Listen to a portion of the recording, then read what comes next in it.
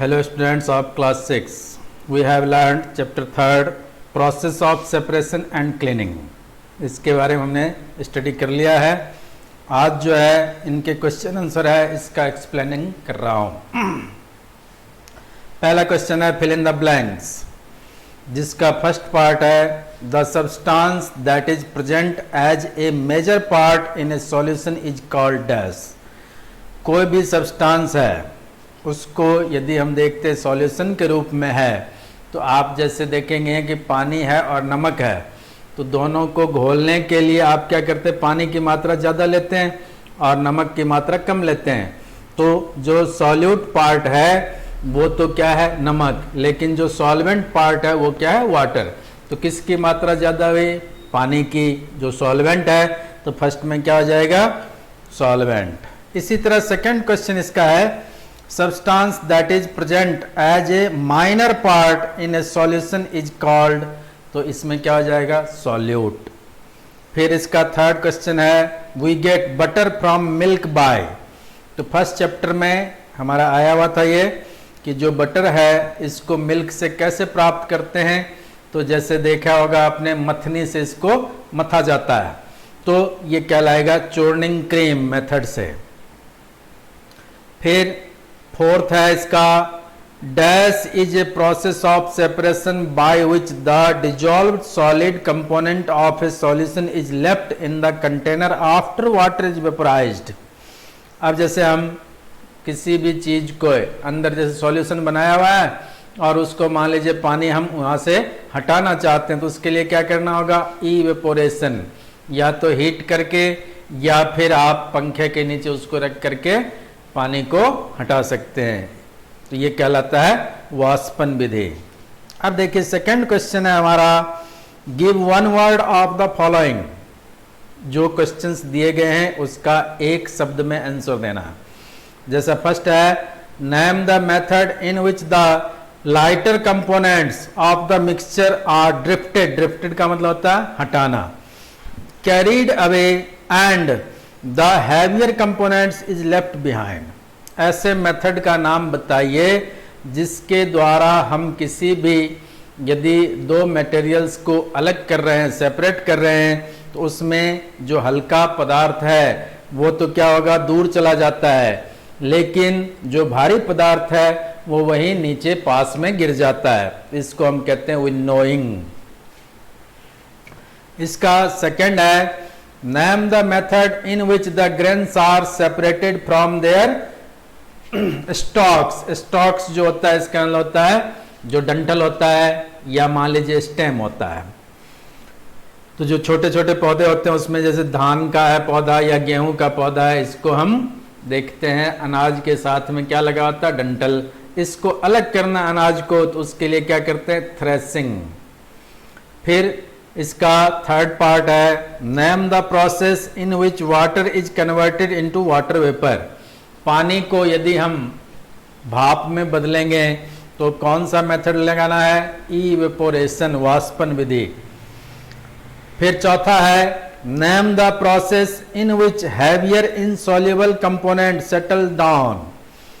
ऐसे विधि का नाम बताइए जिसके अंदर आप देखेंगे कि कोई भी दो चीज है अपने पास लेकिन लिक्विड फॉर्म में है, तो आप उसको यदि अलग करना चाहते हैं तो एक चीज उसमें से क्या है जो भारी है वो जमीन यानी जो पेंदा होगा बर्तन का उस पेंदे पर जमा हो जाता है. तो ये क्या कहलाता है सेडिमेंटेशन. इसमें जैसे पानी है और पानी में रेत को मिक्स करते हैं हम, तो कुछ देर बाद क्या होगा रेत वापस जो है ग्लास के पेंदे पर या बाल्टी है या लोटा है, जो भी चीज़ आपके पास बर्तन के रूप में है उस कंटेनर के पेंदे पर जमा हो जाता है. ये कहलाता है सेडिमेंटेशन. अब है name the process in which water vapour is converted into water. तो जो भाप है पानी का ये वापस पानी में बदलेगा. इस मेथड को हम क्या कहते हैं कंडेंसेशन. अब हमारा थर्ड क्वेश्चन है Name the different methods of separating substances from a mixture. Also give one example of each method. अलग अलग जो हमने सेपरेशन के मेथड को पढ़ा था उसका सबका नाम देना है, उसके बारे में सबका एक एक एग्जाम्पल देना. अब देखिए इसका आंसर क्या है, सबसे पहला हैंड पिकिंग, हाथ से चुन करके किसी चीज को अलग करना।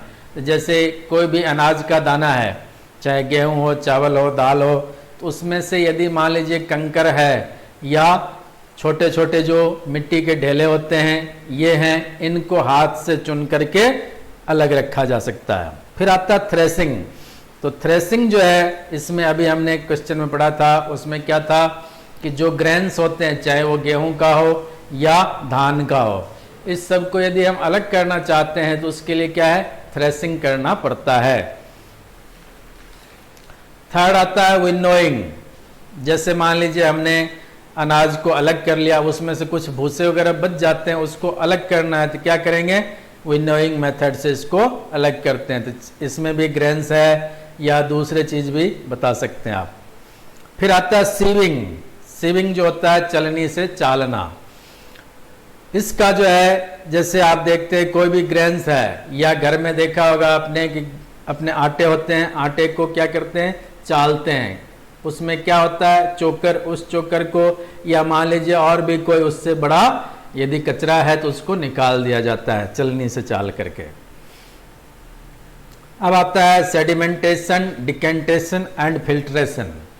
ये तीनों मेथड जो है किसी भी सॉलिड और लिक्विड के मिक्सचर को अलग करने के लिए यूज किया जाता है। तो जैसे कि मिट्टी है और पानी है, दोनों को हमने मिक्स कर लिया तो क्या होगा, जो मिट्टी है ये घुलता नहीं है, तो कहाँ होगा, वापस कुछ देर बाद में आप देखेंगे ग्लास के या फिर जो बीकर लेंगे या फिर कोई दूसरा बर्तन होगा अपने पास, उसके पेंदे में जमा हो जाता है। फिर डिकेंटेशन के द्वारा उसमें से जो ऊपर का पानी होता है उसको अलग कर लेते हैं, और लास्ट के अंदर यदि और थोड़ा पानी बच जाता है तो छननी के द्वारा उसको छान लेते हैं। फिर आता है इवेपोरेशन एंड कंडेंसेशन।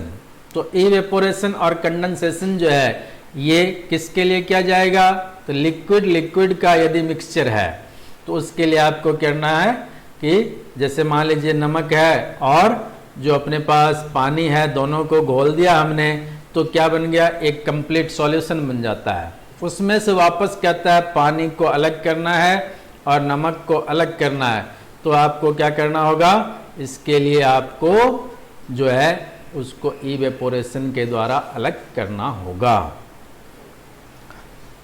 अब आता है fourth question, what is solution when A solution is called saturated. Solution क्या है और ये सैचुरेटेड कब कहलाता है। तो देखिए इसमें डेफिनेशन लिखना है अपने को, homogeneous mixture is in which one substance is mixed in another substance is called a solution. जैसे अभी हमने बताया नमक और पानी, इन दोनों को यदि हम घोलते हैं तो क्या होता है, पूर्ण रूप से डिजॉल्व हो जाएगा नमक। इसका मतलब क्या है, ये सॉल्यूशन बन गया। अब जैसे मान लीजिए का सैचुरेटेड कब कहलाता है ये, तो ऐसे सॉल्यूशन जिसमें हम अधिक से अधिक मात्रा तक सॉल्यूट को डिजॉल्व कर सकते हैं वो कहलाता है सैचुरेटेड सॉल्यूशन। अब हमारा फिफ्थ क्वेश्चन आता है जिसमें पूछा गया है सॉल्युबिलिटी क्या होती है। तो सॉल्युबल यानी क्या होता है, घुलना। तो इसका मतलब है घुलनशीलता क्या है। तो the ability of a solute to dissolve in a solvent is called solubility. किसी भी सॉल्वेंट में, सॉल्वेंट का मतलब है लिक्विड आइटम कोई भी है जिसमें हम किसी चीज को घोल सकते हैं और घुल जाए, तो उस सॉल्वेंट में यदि कोई सॉल्यूट को हम घोल रहे हैं तो उसके अंदर घुलने की क्षमता होती है, इसी को हम क्या कहेंगे, सॉल्युबिलिटी। फिर सिक्स्थ क्वेश्चन आता है, how will you separate sand and water from their mixture. अभी हमने पढ़ा था सेडिमेंटेशन, डिकेंटेशन एंड फिल्ट्रेशन। इस तीनों मेथड को लेकर के हम साथ में चलेंगे तो क्या बनेगा, ये जो अपने पास पानी और रेत का मिक्सचर है ये दोनों अलग अलग हो जाएंगे। फिर सेवंथ क्वेश्चन आता है जिसमें यह पूछा गया है कि यदि सैचुरेटेड सॉल्यूशन है उसमें और सॉल्यूट को घोला जाए तो क्या होगा। तो हम देखते हैं पहले से ही यदि हमारा पेट भरा हुआ है और फिर कोई कहता है कि और खाना खाओ और खाओ, तो हम क्या कर सकते हैं? नहीं खा सकते हैं। यदि मान लीजिए हमने ज़बरदस्ती खा लिया तो क्या होगा? उल्टियाँ। तो इसी तरह से यहाँ पर जो है यदि हम देखते हैं सैचुरेटेड सॉल्यूशन बना हुआ है और फिर उसमें और अधिकतम हम सॉल्यूट को डाल रहे हैं तो क्या होगा? वो घुलेगा नहीं, वो कहाँ जाएगा? तो पेंदे पर जाकर के जमा हो जाएगा। और लास्ट क्वेश्चन है इस एक्सरसाइज का अपना कि identity and name the process shown in the picture. तो पहला पिक्चर है, ये आपके पास बुक है उनमें से आप देख लीजिएगा। पहला पिक्चर जो है इसमें थ्रेसिंग किया जा रहा है, तो इसमें थ्रेसिंग लिखना है। दूसरा पिक्चर है जिसके अंदर बताया गया फिल्ट्रेट कर रहा है, तो फिल्ट्रेशन बन जाएगा। तीसरा है जिसमें विनोइंग हो रहा है, और चौथा है जिसमें हैंड पिकिंग किया जा रहा है। तो इसके साथ ही हमारा जो थर्ड चैप्टर है साइंस का, इसके क्वेश्चन आंसर कंप्लीट होते हैं। Okay, thank you.